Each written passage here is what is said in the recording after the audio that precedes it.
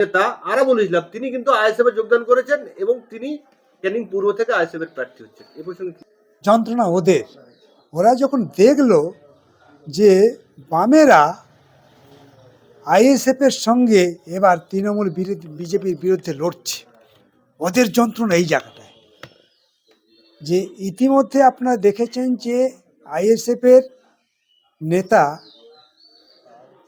নওশাদ জনমানুষে সে কিন্তু নেতা হয়ে উঠেছে, এটা আপনাকে মানতে হবে। জনমানুষেও কিন্তু আমাদের রাজ্যে নেতা হয়ে উঠেছে। সে আমাদের সঙ্গে বামেদের সঙ্গে একসঙ্গে লড়ছে। কটা আসনে লড়বে এনাদের কোশ্চেন, কিন্তু ও বামেদের সঙ্গে আছে। অর্থাৎ সারা বছর ধরে ও যে তৃণমূল বিজেপির বিরুদ্ধে লড়ে গেছে, বামেরা যেমন লড়েছে ও তেমনি লড়েছে। এবার নির্বাচনেও সে বামেদের সঙ্গে আছে। এইটা হচ্ছে ওদের সবচেয়ে বড় বিপদ, যার জন্যে কাকে কোথায় দাঁড় করাবে নিজেরা ঠিক পাচ্ছে না। এমনকি আপনি তাকিয়ে দেখুন তৃণমূলের দিকে, ওদের দলে এত বেশি চোরেদের মানে উৎপত্তি হয়েছে, সব চোরেদেরও ছেড়ে দিতে পারছে না। এত চোরেদের আসন দিয়েছে তবুও শেষ হয়নি, এখনও অনেক চোর পড়ে আছে, জেল খাটা আসামিরা পড়ে আছে, তারা এখনও প্রার্থী হয়নি, মানে হতে পারেনি। মানে এত এদের সংখ্যাটা এত বেশি এই জায়গায়। সেই জন্য আমি আপনাকে বলছি, ভাঙড়ে ওদের কে দাঁড়ালো কি দাঁড়ালো না, আর ক্যানিং পূর্বে কে ওদের দাঁড়ালো কি দাঁড়ালো না, আমাদের কাছে ওটা বড় ফ্যাক্টর নয়। আমাদের কাছে যেটা বলার আপনাদেরকে, এবার ভাঙড় আমরা জিতবো, ক্যানিংও আমরা জিতবো, অদ্ভুত রকমের। হ্যাঁ, যে জোট জিতবে, বোঝাপড়ার মধ্যে দিয়ে জিতবে। যে বোঝাপড়া হচ্ছে সেখানে তো সিপিএমের লোকজনও জেতাবে, নৌশদকে তো জিতিয়েতে সিপিএমের লোকজন। নওশাদ কিন্তু একথা স্বীকার করে যে আমি সংযুক্ত মোর্চার বিধায়ক, আমি আইএসএফ এর নই। জনতার মানে রায় যেভাবে এসেছে তাতে কি বোঝা যায়, সিপিএম আইএসএফ সব অংশের মানুষ জেতালো তাকে। ওখানকার মানুষ বুঝেছে তৃণমূল বিজেপি আর দরকার নেই এখানে। এবার নির্বাচনে কিন্তু তারা ইতিমধ্যে বুঝে গেছে, যার জন্য ওরা একবার ক্যানিংয়ে যে ছিল তাকে ভাঙড়ে নিয়ে আসছে এবং ক্যানিং পূর্বে অন্যকে দাঁড় করানোর চেষ্টা করছে। প্রার্থী দিয়ে এবার কিছু হবে না, যারা প্রার্থী হয়েছে তাদের ক্যারেক্টার মানুষ জানে, আর এই দলটার ক্যারেক্টার মানুষ জানে। সেই জন্য প্রার্থী দিয়েও পার পাবে না ওরা, মানুষ মনে মনে তৈরি হয়ে গেছে। এই যে চোরেদের কথা বললেন, আপনারা 34 বছর সরকার চালিয়েছেন, সরকার চলে যাওয়ার পরেও খোলা বাতাস খোলা মঞ্চে ঘুরে বেড়াচ্ছেন, কিন্তু বর্তমান শাসক দল যারা মামাটির শপথ নিয়ে সরকার এসেছিল তাদের মন্ত্রী এমএলএ নেতারা জেল খাটছে, আর সরকার থেকে চলে গেলে তাদের জন্য আলাদা জেল তৈরি করতে হবে কি আমার বলতে পারবো না।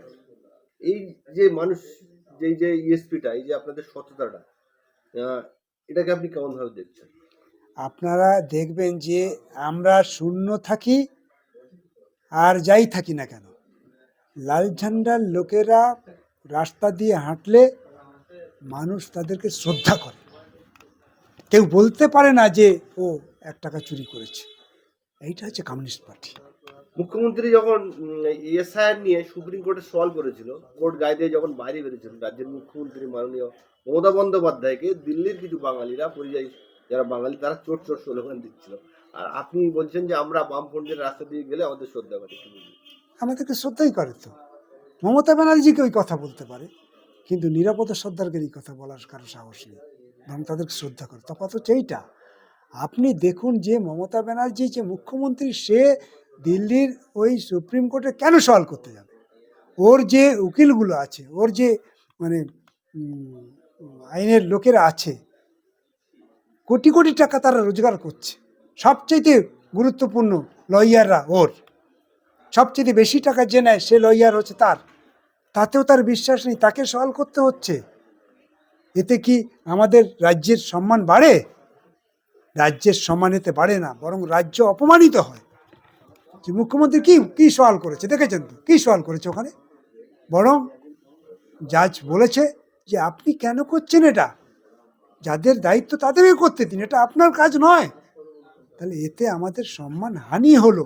মুখ্যমন্ত্রী ভোটের জন্যে, ভোট যাতে পায়, মানুষের ইমেজ কাড়ার জন্যে এই কাজ করতে গেল। মুখ্যমন্ত্রী বুঝে উঠতে পারেনি যে দিনের পর দিন সাধারণ মানুষ মুখ্যমন্ত্রীকে জাজমেন্ট করছে, এইটা বুঝতে পারেনি, এখন বুঝতে পারছে।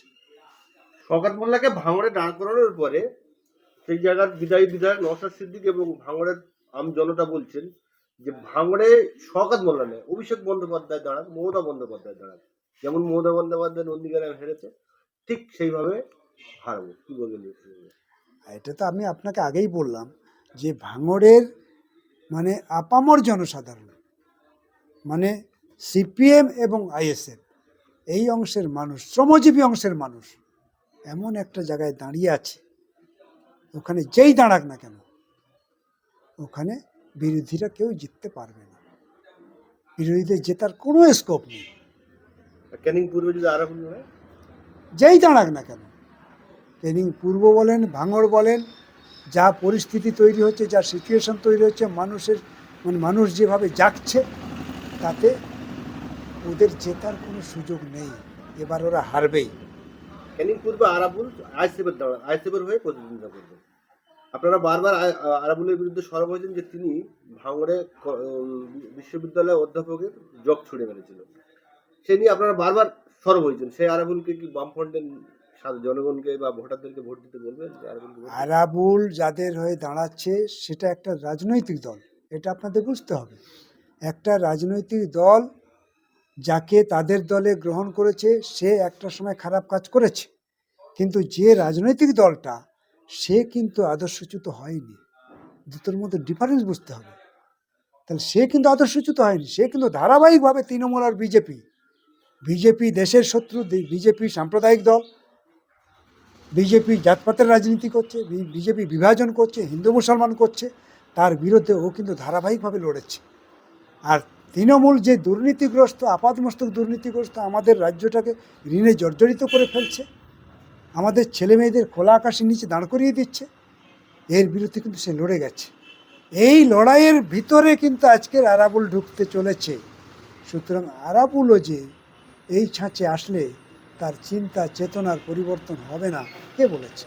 সেই সেই মর্মে আরাবুল ইসলাম তৃণমূলে যখন ছিলেন, পঞ্চায়েতে যে তিনজন আইএসএফের এবং বেশ কয়েকজন তৃণমূলের ভাঙড়ে খুন হয়েছিল, আইএসএফ যারা খুন হয়েছিল তাদের বাড়িতে গিয়ে তাদের কাছ থেকে ক্ষমা চেয়ে নিয়েছে এবং তারাও ক্ষমা করে দিয়েছে সমাজে।